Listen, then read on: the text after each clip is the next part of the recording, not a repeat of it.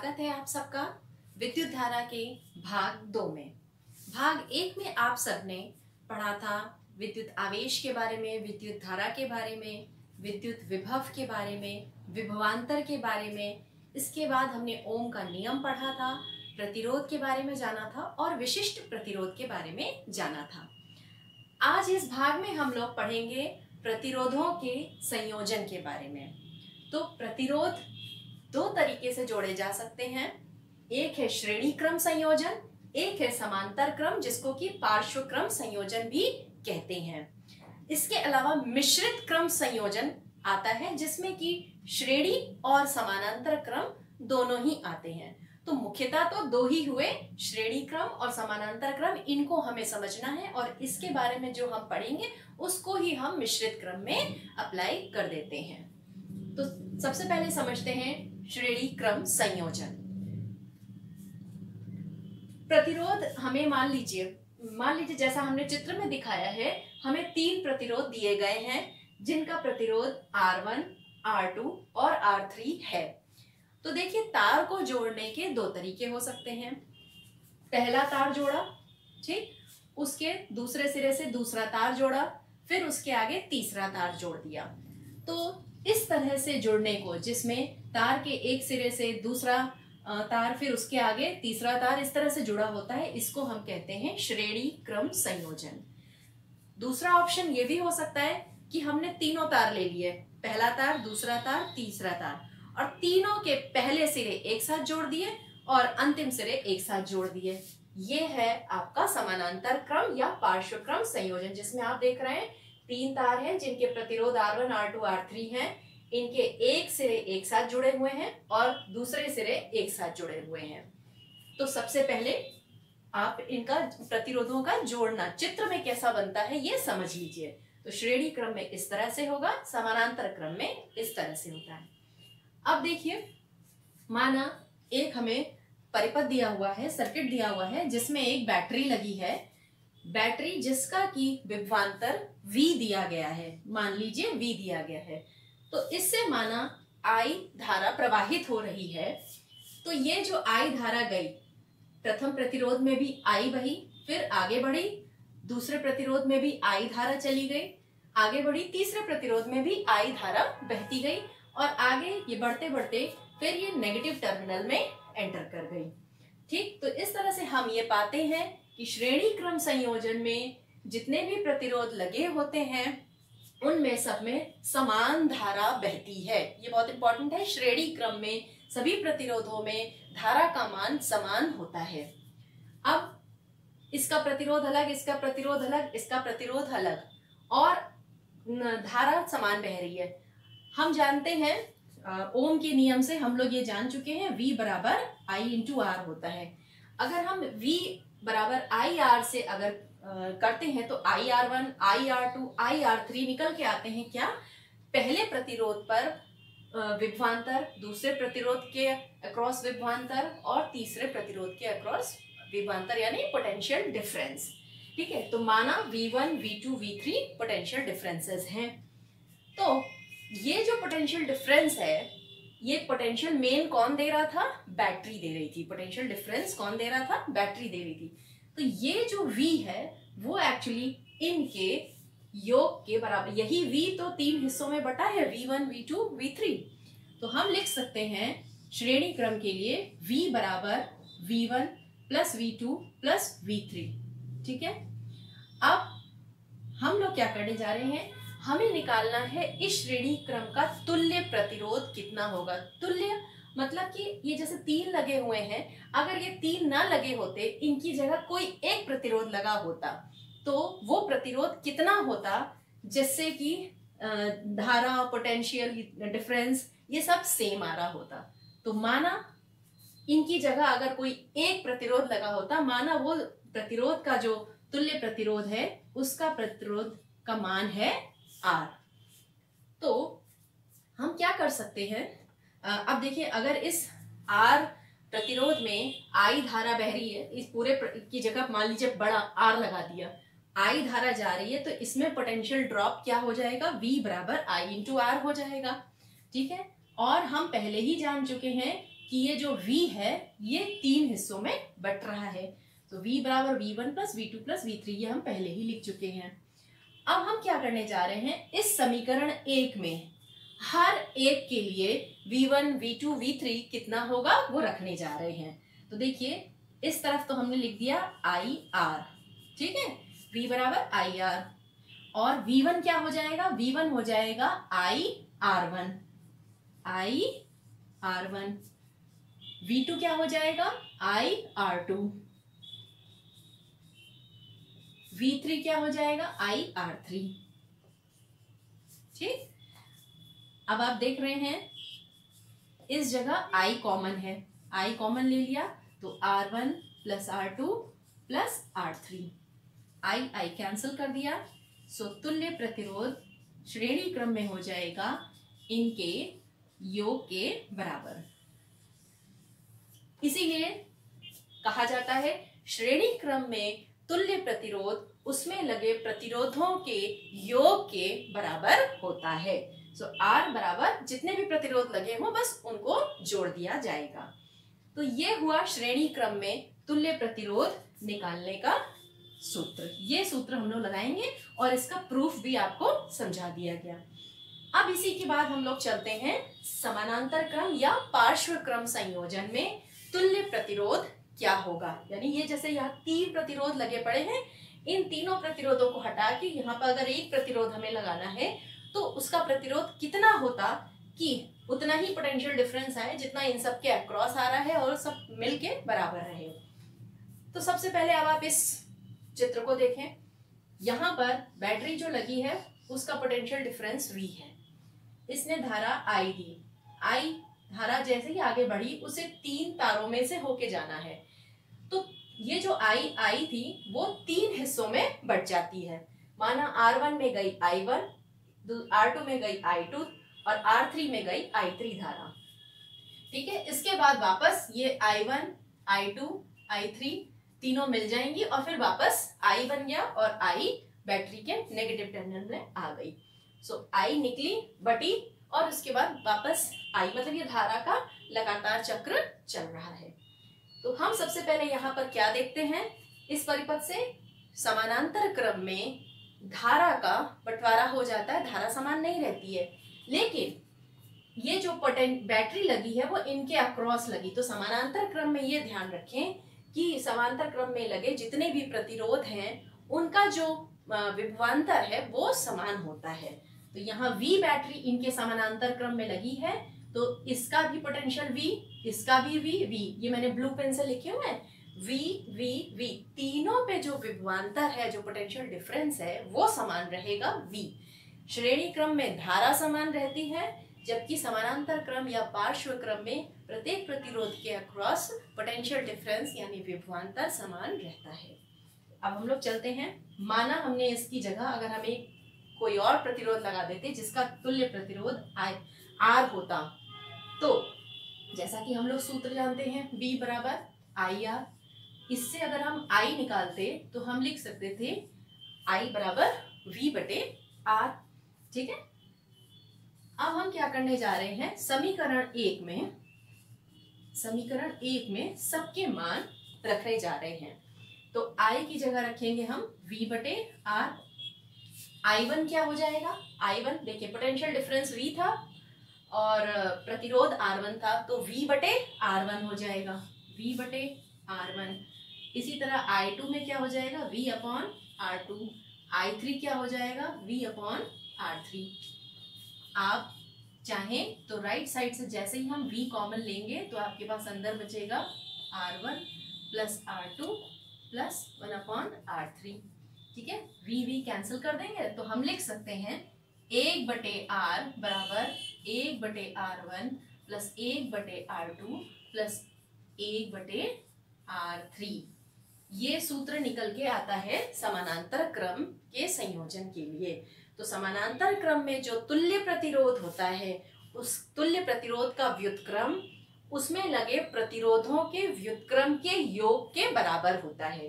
प्रतिरोध का व्युत्क्रम, तुल्य प्रतिरोध का व्युत्क्रम उसमें लगे प्रतिरोधों के व्युत्क्रम के योग के बराबर होता है। तो जब हम R निकालेंगे फिर वो फाइनली एलसीएम लेके ऐसे निकाला जाएगा। अभी हम लोग इस पर प्रश्न लगाएंगे, सवाल करेंगे तो आपको क्लियर हो जाएगा। तो अब एक बात और ध्यान रखने वाली है कि श्रेणी क्रम में जो तुल्य प्रतिरोध आएगा वो उसमें लगे प्रतिरोधों में जो सबसे बड़ा प्रतिरोध है उससे भी अधिक आएगा, क्योंकि देखिए जुड़ रहे हैं। यानी अगर मान लीजिए ये 100 ओम था, ये 1 ओम 2 ओम थे, तो 100 ओम से ज्यादा ही आएगा ये प्रतिरोध का मान, तुल्य प्रतिरोध का मान।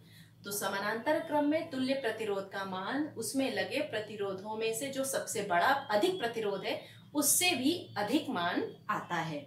जबकि समानांतर क्रम में आप जब सॉल्व करेंगे, अभी हम आपको बताएंगे, समानांतर क्रम में जितने प्रतिरोध लगे हैं और उसमें जो सबसे कम प्रतिरोध का मान है उससे भी कम आता है तुल्य प्रतिरोध का मान।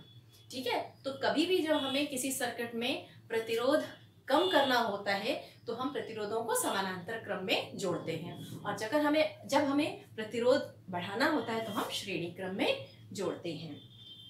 ठीक है। अच्छा, इसके अलावा जो हमारे घरों की जो वायरिंग होती है, जो हमारे घरों में उपकरण लगे होते हैं, वो सब समानांतर क्रम में लगाए जाते हैं। क्यों लगाए जाते हैं, ये प्रश्न पूछा जा सकता है। ये इसलिए लगाए जाते हैं क्योंकि जैसे आप यहाँ देख रहे हैं, मान लीजिए ये वाला तार टूट गया, ये प्रतिरोध, ये मान लीजिए कोई विद्युत उपकरण है, ये खराब हो गया का मतलब है कि ये टूट गया, इससे धारा नहीं बह पा रही। तो धारा यहाँ आई, यहाँ रास्ता टूटा हुआ है तो आगे भी नहीं बहेगी। तो श्रेणी क्रम में अगर हम विद्युत उपकरण लगा देंगे अपने घर के, तो एक भी अगर उपकरण खराब हुआ तो घर के अन्य उपकरणों में भी विद्युत धारा का प्रवाह नहीं होगा, बिजली नहीं जाएगी। जबकि समानांतर क्रम में आप देखते हैं, एक भी अगर खराब हो जाता है, मान लीजिए बीच वाला खराब हो गया, कोई बात नहीं, तो धारा बाकी सब में तो बहेगी ही। तो इस तरह से हम पाते हैं कि समानांतर क्रम में यदि विद्युत उपकरण जोड़े जाते हैं तो किसी एक उपकरण के खराब होने पर भी अन्य उपकरण उसी तरीके से काम करते रहते हैं।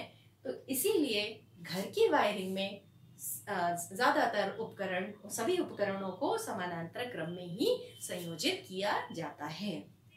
जैसे हमें ये सवाल दिया गया है कि निम्न परिपथ में ज्ञात कीजिए A और B के मध्य तुल्य प्रतिरोध, परिपथ में धारा का मान और 3 ओम के प्रतिरोध के सिरों पर विभवांतर। तो अगर इस आप सर्किट को ध्यान से देखें तो आप यहाँ पा रहे हैं ये श्रेणी क्रम में लगे हुए हैं और ये 2 ओम समानांतर क्रम में लगे हैं। तो इस तरह के संयोजन को बोलेंगे हम मिश्रित क्रम संयोजन, क्योंकि समानांतर क्रम और श्रेणी क्रम दोनों ही दिख रहे हैं। तो इस तरह के क्वेश्चंस को हम सबसे पहले, इसमें ज्यादातर देखना पड़ता है सवाल किस तरह का है। जैसे फिलहाल यहाँ पर क्या दिख रहा है, पहले इस 2 ओम वाले को हम लोग हल कर लें। ठीक है, इन 2 ओम का तुल्य प्रतिरोध कितना आएगा वो हम यहाँ लिख लेंगे। फिर हम देखते हैं कि ये 3 ओम, ये 1 ओम और इसका जो तुल्य प्रतिरोध है वो जो भी आएगा, ये 3 प्रतिरोध श्रेणी क्रम में हो जाएंगे। फिर हम श्रेणी क्रम का सूत्र लगा देंगे। तो इस तरह से A और B के बीच में कुल प्रतिरोध निकल आएगा। तो सबसे पहला काम हमें क्या करना है, 2 ओम और 2 ओम, जो 2 ओम समानांतर क्रम में लगे हैं, इनका तुल्य प्रतिरोध निकालने जा रहे हैं। ठीक है, तो तुल्य प्रतिरोध का फॉर्मूला समानांतर क्रम में आप पढ़ चुके थे, 1/R बराबर 1/R1 प्लस 1/R2। ठीक है, तो हमें तुल्य प्रतिरोध निकालना है, दोनों ही 2 ओम के हैं, तो 1/2 आप सॉल्व करेंगे। इसमें देखिए एलसीएम और 1 + 1, सो 1/R = 2/2, यानी कि R = 1, सीधे आपका आया 1 ओम। ठीक है, देखिए जो अभी हमने पहले बात बोली थी कि समानांतर क्रम में जो तुल्य प्रतिरोध आता है वो उनमें लगे प्रतिरोधों से भी कम आता है, सबसे कम प्रतिरोध से भी कम आता है। और ये देखिए 1 ओम आ रहा है, कम आ रहा है। ठीक है, तो अब इस पूरे की जगह हम क्या कर सकते हैं, इस पूरे की जगह हम चाहें तो अब आपका चाहो तो थोड़ा सा आप डायग्राम बदल दीजिए। आपका डायग्राम अब सरल हो गया। 3 ओम, 1 ओम और 1 ओम, इस पूरे की जगह हमारा 1 ओम आ गया है। ठीक है, तो अब हमारा डायग्राम, यही डायग्राम सरल होके ये बन गया है। अब हमें दिख रहा है ये 3 ओम, 1 ओम और 1 ओम तीनों के तीनों श्रेणी क्रम में है, इसलिए ए बी के बीच तुल्य प्रतिरोध कितना हो जाएगा, तुल्य प्रतिरोध हो जाएगा R बराबर 3 + 1 + 1 यानी कि 5 ओम। ठीक है, तो सबसे पहला भाग जो था हमारा ए और बी के बीच तुल्य प्रतिरोध, वो आ गया 5 ओम। दूसरा पूछा गया है परिपथ में धारा का मान, इस परिपथ में कितनी धारा बह रही है। अब देखिए सवाल को ध्यान से देखें तो हमने टोटल जो प्रतिरोध, कुल प्रतिरोध जो निकलना था वो हमने निकाल लिया। ठीक है, इसको मान लीजिए हम R' से दिखा रहे थे, ये हमने R से दिखाया। कुल प्रतिरोध इस पूरे सर्किट का हमने निकाल लिया है 5 ओम, और इस प्रतिरोध, इस सर्किट में जो विभवांतर है, वो बैटरी जो लगी है उसका मान आपको दिया हुआ है 6 वोल्ट।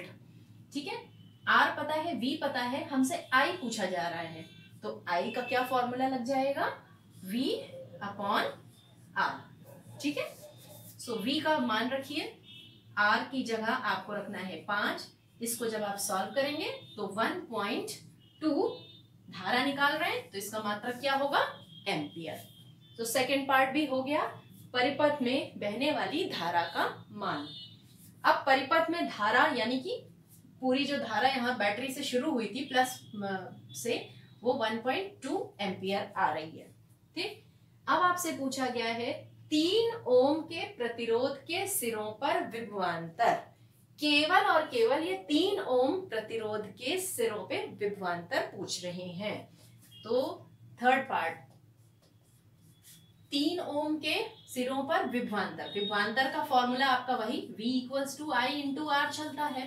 ठीक है, हम ये सब 3 ओम के लिए कर रहे हैं, तो यहाँ पे जब हमें V निकालना है, I आपकी आ गई है 1.2 और R इस समय आपका क्या है, 3 ओम है। ठीक है, तो इसको सॉल्व करेंगे आपका आ जाएगा 3.6 वोल्ट, या केवल V लिख सकते हैं। तो इस तरह से आप देख रहे हैं इस सवाल में सबसे पहले तुल्य प्रतिरोध निकाला जाएगा पूरे सर्किट का, फिर जो बातें पूछी गई हैं वो धीरे धीरे हम लोग निकालेंगे। अब इस सवाल को देखिए, इस सवाल में आपको फिर से पूछा गया है A तथा B के बीच प्रतिरोध ज्ञात कीजिए। ये अगेन आपका मिश्रित क्रम है, जिसमें आप देख रहे हैं पहले ऊपर और नीचे वाले सीरीज में है, और ये दोनों फिर आपस में, मतलब ये चारों आपस में समानांतर में है। अब इसमें किसको पहले किया जाए, तो देखने से ही लग रहा है कि पहले आप इन दोनों को सॉल्व कर लें, इनको, यानी कि हम इसको थोड़ा सा ऐसे कर सकते हैं। देखिए ये दोनों श्रेणी क्रम में है, श्रेणी क्रम यानी सीरीज में है, तो सीरीज में जब होते हैं तो सिंपल है, प्रतिरोधों को जोड़ दिया जाता है, तो इनका तुल्य प्रतिरोध आ जाएगा 1 और 1 जुड़कर हो गया 2 ओम। ठीक है, इसी तरह से नीचे वाले का भी आप देखते हैं तो 1 ओम और 1 ओम जुड़ के आ गया 2 ओम। आपका जो ये प्रश्न था, ये जो डायग्राम था, अब सरल होके ये बन चुका है। एक श्रेणी में थे, ये श्रेणी में थे, श्रेणी वाले पहले हमने सॉल्व कर लिए। अब देख रहे हैं हम कि ये 2 ओम किस में आ गए हैं, समानांतर में है। ठीक है, क्योंकि इनके एंड्स मिल रहे हैं। तो अब हमें इसका तुल्य प्रतिरोध, मैंने माना पूरे इसका R है, तो तुल्य प्रतिरोध इस सर्किट का A और B के बीच में हो जाएगा। यही सॉल्व करेंगे तो अगेन 1 यानी कि R बराबर 1 ओम आ जाएगा। तो आपको समझ में आ गया होगा कि सवाल को देखकर हमें अंदाज खुद ही लगाना है कि पहले हमें श्रेणी क्रम सॉल्व करना है कि पहले समानांतर क्रम सॉल्व करना है। अब हम पढ़ने जा रहे हैं विद्युत धारा का ऊष्मीय प्रभाव। यानी विद्युत धारा जब प्रवाहित होती है किसी चालक में से तो उसमें क्या क्या अंतर आ जाते हैं या उसमें हमें और कौन सा प्रभाव देखने को मिलता है। पहला प्रभाव तो यही है ऊष्मीय प्रभाव, उसका ताप बढ़ जाता है, इसीलिए इसको तापीय प्रभाव भी बोलते हैं। इसके अलावा उसमें चुंबकीय प्रभाव भी देखने को मिलता है, वो हम लोग आगे पढ़ेंगे। तो जब भी किसी चालक में से विद्युत धारा प्रवाहित की जाती है तो जो उसके मुक्त इलेक्ट्रॉन होते हैं उनकी गति बढ़ जाती है, उनका प्रवाह बढ़ने से उनकी जो गतिज ऊर्जा है बढ़ जाती है और वो अपने जो आसपास परमाणु हैं उनसे भी टकराते रहते हैं और वो अपनी गतिज ऊर्जा उनको ट्रांसफर करते रहते हैं। तो इस वजह से क्या होता है, उस पदार्थ का ताप बढ़ जाता है।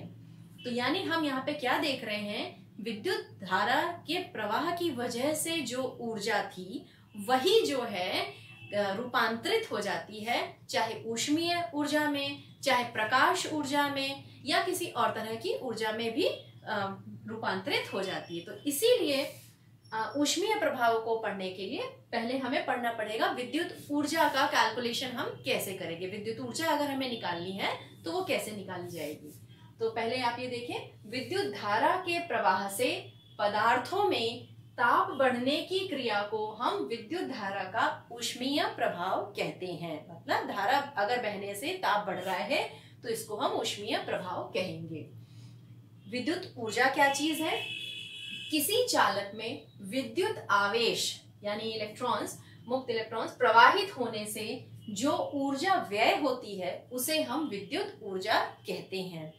और हम ये देख चुके थे कि हमें अगर प्रवाहित रखना है विद्युत धारा को तो उसके लिए हमें विभवांतर लगाना पड़ता है, पहले ही पढ़ चुके हैं। और आपने ये संबंध भी पहले पढ़ा था, W बराबर V इंटू Q, जहाँ W था आपका कार्य, या यहाँ पे हम क्योंकि कार्य ही ऊर्जा में परिवर्तित हो रहा है तो विद्युत ऊर्जा कर दे रहे हैं, और V आपका विभवांतर हो गया और Q है आवेश का मान। ठीक है, सो W बराबर V इंटू Q से स्टार्ट करते हैं। और Q आवेश कितना होता है ये आपने संबंध पहले वीडियो में मैंने बताया था कि आवेश, आपने धारा पढ़ा था, धारा क्या होता है, आवेश प्रवाह की दर को कहते हैं, I बराबर Q अपॉन T। तो अगर हम इससे Q निकालेंगे तो Q बराबर I इंटू T। अगर हम T यहाँ पे समय है, ठीक है, सो अगर हम इस जगह पे Q की जगह पे I इंटू टी रख देते हैं तो W बराबर VIT आ जाता है। ठीक है, तो एक तो ये सूत्र हो गया, विद्युत ऊर्जा यदि हमें कैलकुलेट करनी है तो ये सूत्र लगा सकते हैं। इसके अलावा क्योंकि हम जो है ओम का नियम पढ़ चुके हैं, ओम का नियम था V बराबर I इंटू आर से, आप देखिए अगर हम V बराबर I इंटू आर रख दें इस सूत्र में तो W इक्वल्स टू V की जगह हमें रखना है I इंटू आर। आप जब इसको सॉल्व करते हैं तो आपको एक सूत्र मिल जाता है I स्क्वायर आर टी। ठीक, तो विद्युत ऊर्जा हम इस सूत्र से भी निकाल सकते हैं अगर हमें धारा पता है, प्रतिरोध पता है, समय पता है, कितने समय के लिए विद्युत ऊर्जा प्रवाहित हो रही है। ठीक, अगर हमें मान लीजिए I निकालना है, यहाँ ओम के नियम से निकालें तो यहाँ पे अगर हम I का मान V बटे R रख दें तो क्या होगा, तो आप देखते हैं आपके पास था VIT था, V I की जगह रखना है V बटे R इंटू टी। सो आप इसको सॉल्व करेंगे तो आपको मिलेगा W बराबर V स्क्वायर बटे R इंटू टी। ये हो गया तीसरा सूत्र। तो ये कोई अलग अलग सूत्र नहीं है, एक ही सूत्र से ये निकले हुए तीन तरह के हो गए हैं। सो W बराबर VIT हम कहें या W बराबर I स्क्वायर RT कहें या W equals to V square upon RT कहें, ये तीनों ही सूत्र यूज किए जाते हैं, प्रयोग किए जाते हैं विद्युत ऊर्जा को कैलकुलेट करने के लिए। और ऑब्वियस सी बात है क्योंकि ये ऊर्जा है तो इसका मात्रक क्या होगा, जूल होगा। अब हम लोग आगे यही देखेंगे कि विद्युत ऊर्जा जो है, अगर यही विद्युत ऊर्जा पूरी की पूरी ऊष्मा में कन्वर्ट हो रही है तो जो ऊष्मीय ऊर्जा होगी वो विद्युत ऊर्जा के बराबर होगी। तो ऊष्मीय ऊर्जा कैसे निकालेंगे उसको अभी हम लोग समझते हैं। जो विद्युत ऊर्जा होती है यदि उसका रूपांतरण यांत्रिक ऊर्जा, रासायनिक ऊर्जा या प्रकाश ऊर्जा में यदि नहीं होता है तो पूर्ण रूप से वो किस में बदल जाता है? ऊष्मीय ऊर्जा में बदल जाता है।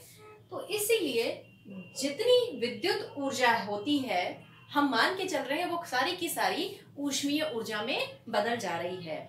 जैसे कि हम लोग अपने आसपास जो उपकरण देखते हैं दैनिक जीवन में, जैसा कि आप प्रेस देखते हैं, उसमें जो हम विद्युत धारा प्रवाहित करते हैं तो वो गर्म होता है, ऊष्मा देता है, ठीक है। इसी तरह से जो हीटर है, गीजर है, इनमें हम लोग क्या देखते हैं? विद्युत धारा प्रवाहित होने पर ऊष्मा उत्पन्न होती है। तो वो ऊष्मा कहाँ से उत्पन्न हो रही है?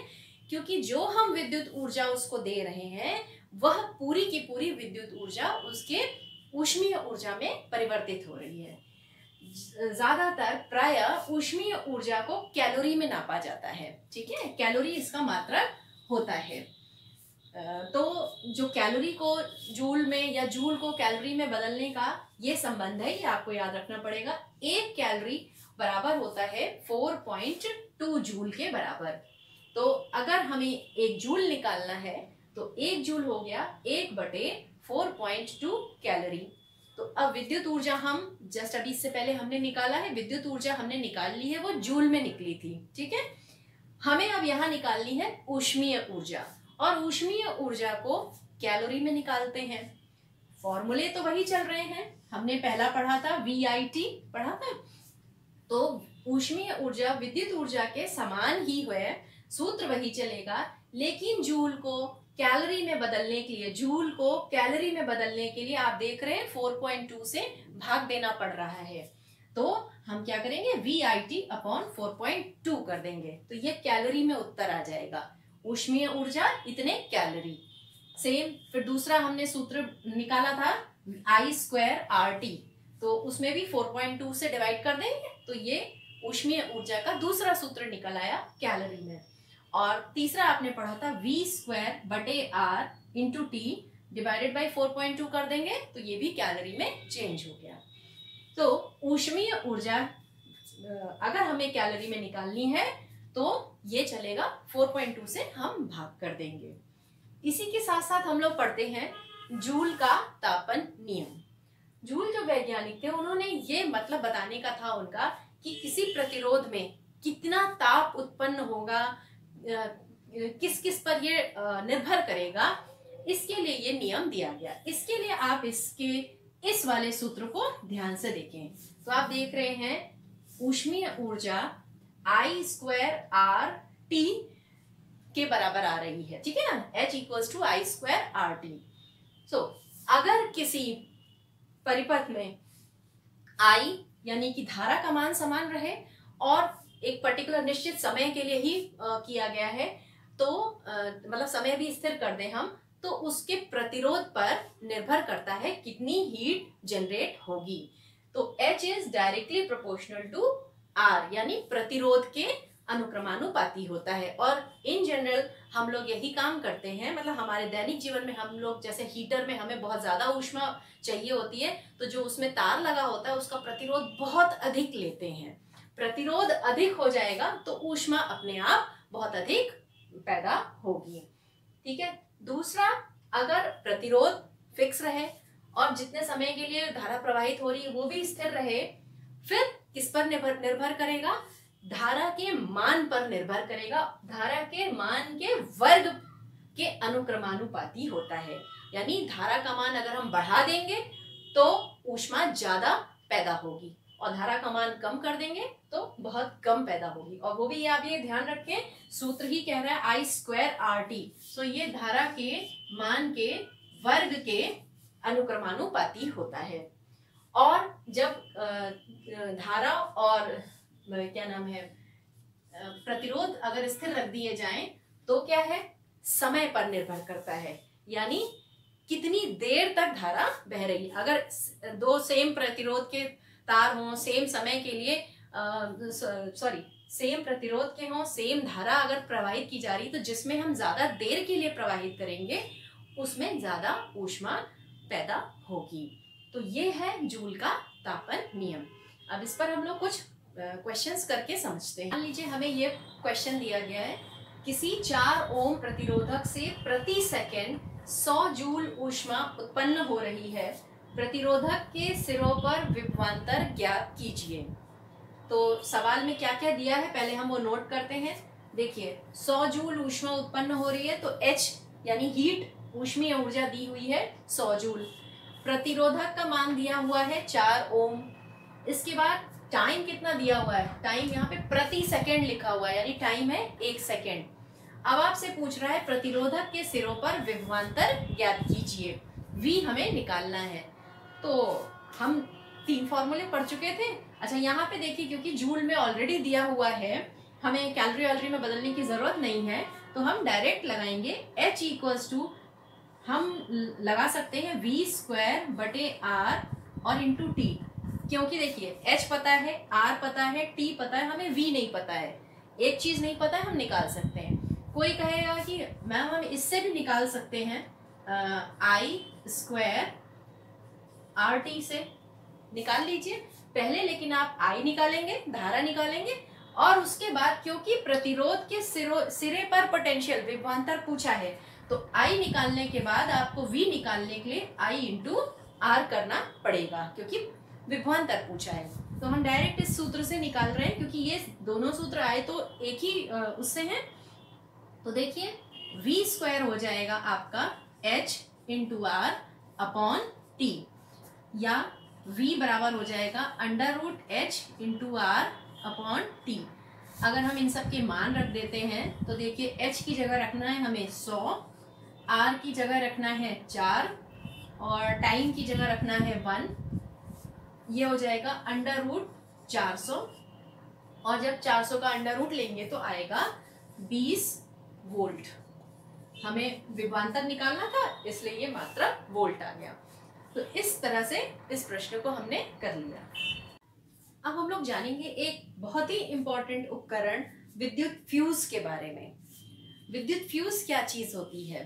फ्यूज हम लोग कहते हैं ना, फ्यूज चला गया होगा, क्या है ये? किसी विद्युत परिपथ में लगे हुए उपकरणों में से बहने वाली धारा का मान अधिकतम सीमा से अधिक होने पर उन उपकरणों की सुरक्षा के लिए लगाया जाता है। इसका मतलब ये है कि जो भी उपकरण होते हैं उनमें धारा बहने की एक सीमा होती है, उसमें अधिकतम धारा कितनी बह सकती है उसकी एक सीमा होती है।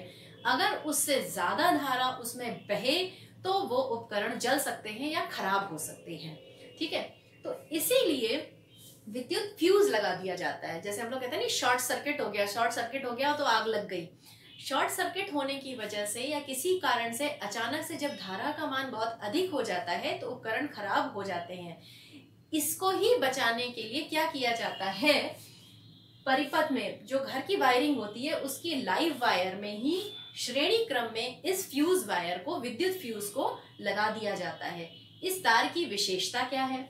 ये तार छोटा पतला होता है और 2 टर्मिनल के बीच में लगा दिया जाता है, जिससे, और इसका जो प्रतिरोध है वो बहुत उच्च होता है। इसका रेजिस्टेंस बहुत ज्यादा होता है लेकिन गलनांक कम होता है। ये मिश्र धातु का बना हुआ होता है, कॉपर, टिन और लेड का। इससे ये फायदा होता है कि जब धारा बहती है, अधिक मान वाली धारा बहती है, जैसे ही धारा उच्च हो जाती है तो इसका प्रतिरोध ऑलरेडी उच्च है तो धारा अधिक बहने से ऊष्मा उत्पन्न होती है। जैसे ही ऊष्मा उत्पन्न होती है, इसका गलनांक कम है तो ये पिघल जाता है। गलने से ये क्या होता है, टूट जाता है। जब ये टूट जाता है तो ये परिपथ को ब्रेक कर देता है, सर्किट को ब्रेक कर देता है, जिससे कि उपकरण जो है क्षतिग्रस्त होने से बच जाते हैं। तो ये पहले खुद ही टूट जाता है, जिससे कि जो अधिक धारा आ रही थी वो आगे उपकरणों में नहीं पहुंच पाती है। तो इस विद्युत फ्यूज की वजह से पूरे घर में जो है बाकी चीजें क्षतिग्रस्त होने से बच जाती हैं। इसी पहले तो यही यूज होता था, अभी भी कई जगहों पे मेनली ये यूज होता है। इसकी जगह अब आजकल इसका एक और ऑप्शन यूज होने लगा है, MCB, जिसको हम लोग कहते हैं मिनिएचर सर्किट ब्रेकर। तो जब हम लोग देखते हैं कभी कभी बहुत हाई वोल्टेज या हाई करंट बह रही होती तो MCB कहते हैं डाउन हो गई है, तो वो डाउन होके क्या करता है, वो सर्किट को ब्रेक कर देता है, सर्किट तोड़ देता है, जिससे कि धारा जो हाई करंट आ रही है वो अंदर घर में ना जा सके और नुकसान ना हो। तो ये है विद्युत फ्यूज। ये एग्जाम्स में 2 नंबर वाले क्वेश्चन में अधिकतर पूछ लिया जाता है। अब इसके बाद हम लोग जानते हैं विद्युत सामर्थ्य या शक्ति। जैसा कि पहले ही हम लोग मैकेनिक्स में पढ़ चुके हैं कि शक्ति क्या होता है। कार्य करने की दर को हम शक्ति कहते हैं, यानी कि शक्ति बराबर था आपका कार्य बटे समय। ठीक है, यहां भी विद्युत सामर्थ्य विद्युत शक्ति क्या हो गया, कार्य ही थी जो ऊर्जा में परिवर्तित होती है। तो ज्यादातर हम लोग ऊर्जा निकालने के लिए क्या करते हैं, कार्य निकाल लेते हैं। तो हम यहाँ फॉर्मूला लिख सकते हैं विद्युत शक्ति बराबर विद्युत ऊर्जा बटे समय। विद्युत शक्ति को P से दिखाया जा रहा है, पावर, और ऊर्जा क्योंकि हमने वही बताया था कि विद्युत ऊर्जा कार्य के बराबर ही है, तो W लिख दिया बटे T। So P equals to W upon T। तो अगर हमें विद्युत सामर्थ्य निकालना है तो हमें कुछ नहीं करना है, जो विद्युत ऊर्जा है उसमें समय से भाग कर देना है। अब पीछे हम लोग 3 फॉर्मूले पढ़ ही चुके हैं। W बराबर VIT पढ़ा था, W बराबर I स्क्वायर RT पढ़ा था, और W बराबर V स्क्वायर बटे R इंटू T पढ़ा था। ठीक है, अब हमें क्या करना है, शक्ति निकालने के लिए इन सब को समय से T से यानी भाग दे देना है। तो जैसे ही हम T से भाग देंगे तो T कट जाएगा, VI बचा, यहाँ भी T कट गया, I स्क्वायर R बचा, T कट गया, V स्क्वायर अपॉन R बचा। तो ये है विद्युत सामर्थ्य के लिए सूत्र। उसमें केवल आपका समय नहीं होगा। सामर्थ्य का मात्रक क्या कहलाएगा, क्या होता है, वॉट या किलोवाट या अश्व शक्ति होता है। किलोवाट और वाट में क्या संबंध है, पता ही है। 1 किलोवाट में 1000 वाट होते हैं, और एक अश्व शक्ति जिसको कि इंग्लिश में हॉर्स पावर बोलते हैं, 1 हॉर्स पावर में 746 वाट होते हैं। विद्युत ऊर्जा का मात्रक होता है जूल, लेकिन जूल बहुत छोटी यूनिट कहलाएगी, क्योंकि जो हम लोग जो है विद्युत ऊर्जा कारखानों में या घरों में जो यूज करते हैं वो बहुत ज्यादा होती है, तो जूल में उसको मापना आसान नहीं होता है। इसीलिए ये विद्युत ऊर्जा का व्यवहारिक मात्रक एक निकाला गया। व्यवहारिक मतलब व्यवहार में हम लोग डेली लाइफ में विद्युत ऊर्जा का मात्रक कौन सा यूज करते हैं। आप सबके घरों में विद्युत मीटर लगा होगा, और मीटर में आपने देखा है जब कोई देखने आता है तो कहता नहीं है आपने इतने यूनिट बिजली खर्च करी है। ठीक है, वो यूनिट में नापता है। तो वो एक यूनिट क्या चीज होती है, वो एक यूनिट होती है किलोवाट घंटा। 1 किलोवाट घंटा को ही हम लोग कहते हैं 1 यूनिट। ठीक है, तो यानी यदि कोई पूछता है विद्युत ऊर्जा का व्यवहारिक मात्रक क्या है, किलोवाट घंटा है, या इसी का एक और नाम है यूनिट भी बोलते हैं। ठीक, ये आया कहां से आप ये जानते हैं, पावर बराबर वर्क अपॉन टाइम था। ठीक है, यानी कि ये विद्युत ऊर्जा हमें मान लीजिए निकालना है तो पावर इंटू टाइम कर देना है। पावर को किलोवाट में ले लें और समय घंटा में ले लें, क्योंकि हम लोग कितने घंटे कितने दिन तक बल्ब हुआ, पंखे हुआ, ये सब यूज करते हैं, तो इसलिए किलोवाट घंटा। अब 1 यूनिट कितने जूल के बराबर हुआ ये हम निकाल के दिखाते हैं। 1 यूनिट का मतलब हो गया 1 किलोवाट आवर, यानी 1 किलोवाट घंटा। ठीक है, किलोवाट को अगर हम वाट में बदलेंगे तो क्या करना पड़ेगा, 1000 से गुणा करेंगे तब जाके ये वाट में बदल गया। ठीक, अभी घंटा रहन दिया है। फिर इसके बाद अगर हम इस आर को, इस घंटे को पहले मिनट में बदलें तो 60 से गुणा करेंगे, और फिर उसको 60 से फिर गुणा करें तो किसमें बदल जाएगा, सेकंड में। तो वाट इंटू सेकंड आ जाएगा, और वाट इंटू सेकंड ही होता है जूल। ठीक है, तो इसको हम सॉल्व करेंगे तो हमें मिलेगा 36 और उसके आगे 5 0 इतने जूल। ठीक है, ये जूल में आ गया। इसको ही लोग ऐसे लिखते हैं 3.6 into 10 to the power 6 joule. तो 1 यूनिट कितने जूल के बराबर होता है, 3.6 into 10 to the power 6 joule के बराबर होता है। तो याद रखना है विद्युत ऊर्जा का व्यवहारिक मात्रक है किलोवाट आवर या यूनिट। तो ज्यादातर जो आपके सवाल मिले हुए होंगे कि एक घर में इतने दिन प्रति घंटे इतने बल्ब यूज किए जाते हैं, तो उसमें व्यय विद्युत ऊर्जा की गणना कीजिए। अभी इस तरह का एक प्रश्न हम लोग लगाते हैं और आप समझ पाएंगे। एक मकान में 200 वाट के 10 बल्ब प्रतिदिन 8 घंटे जलते हैं। 30 दिनों में कुल कितना बिल भुगतान करना पड़ेगा यदि विद्युत का मूल्य ₹2 प्रति यूनिट हो। यानी कि हमें पहले तो कैलकुलेट करना है कि घर में कुल 30 दिन के लिए कितनी विद्युत ऊर्जा व्यय हो रही है, ठीक है। फिर उसको हमें यूनिट में यानी कि किलोवाट घंटा में कन्वर्ट करना है और तब हम उसको 2 से गुणा करेंगे तो खर्चा निकल के आएगा। तो आते हैं, सबसे पहले हम लोग जानते हैं विद्युत का जो सामर्थ्य था, हमने अभी बताया था कि किलोवाट घंटा या वाट घंटा में हम लोग कैसे लाते हैं। P = W/T, सामर्थ्य बराबर ऊर्जा बटे समय। तो ऊर्जा हो जाएगा पावर यानी शक्ति इंटू समय, ठीक है।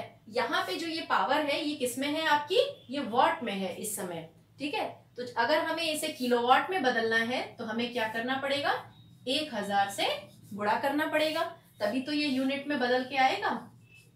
ये अभी हम लोग बात कर चुके थे। नॉर्मली ये फॉर्मूला आपने पढ़ा है, पावर = W/T, जिसमें ये जो पावर का मात्रक आता है भाई जूल प्रति सेकेंड वाट होता है, ठीक है। तो अगर हमें इसे यूनिट में बदलना है तो 1000 से भाग करना पड़ेगा, ठीक। तो इसका मतलब ये हो गया कि इस सवाल में अब सबसे पहले हमें ये निकालना है कि कुल कितने वाट खर्च हो रहा है, पावर सामर्थ्य कितनी खर्च हो रही है। देखिए 200 वाट के जल रहे हैं, ये तो एक बल्ब का 200 वाट लिखा है और 10 बल्ब हैं तो कितने हो गए, 200 × 10 बल्ब कितने घंटे जल रहे हैं। आगे देखिए टी लिखा हुआ है, 8 घंटे जल रहे हैं, ठीक है, बटे 1000। ये प्रतिदिन 8 घंटे का यानी एक दिन में इतना खर्च हो रहा है, ये हमने निकाल लिया। लेकिन आगे पूछा गया है 30 दिन में कितना होगा, तो आगे हमें इसे 30 से और गुणा करना पड़ेगा। यानी कि देखिए वाट, ठीक, यहाँ पे ये बल्ब की संख्या, ये कितना समय कितने घंटे जल रहे थे और कितने दिन, इन सबका आपस में गुणा कर दिया गया और 1000 से भाग कर दिया गया, तब ये किस में बदल के आ गया, यूनिट में। यानी इतने यूनिट ऊर्जा खर्च हुई है, विद्युत ऊर्जा खर्च की जा रही है 30 दिन में। तो जब आप इसको सॉल्व करेंगे तो 1 2 3 1 2 3, ठीक है, 480 यूनिट बिजली खर्च की जा रही है, ठीक। ये तो विद्युत ऊर्जा की खपत हो गई। अब आपसे ये भी पूछा है बिल का कितना भुगतान करना पड़ेगा अगर 1 यूनिट का दाम 2 रुपए आपको देना पड़ रहा है। तो ऑब्वियस सी बात है, कुल खर्चा कितना हो जाएगा या बिल कितना हो जाएगा। 1 यूनिट के 2 रुपए हैं तो 480 यूनिट के कितने हो गए, 2 से जब आप गुणा करेंगे तो 960 रुपए आपको बिल भुगतान करना पड़ेगा। तो इस तरह के प्रश्न आपको इस पर मिलेंगे, विद्युत ऊर्जा के व्यवहारिक मात्रक पर। आशा करती हूँ आपको ये पाठ समझ में आ गया होगा और भी अगर कोई परेशानी हो तो हमें ज़रूर बताएं। धन्यवाद।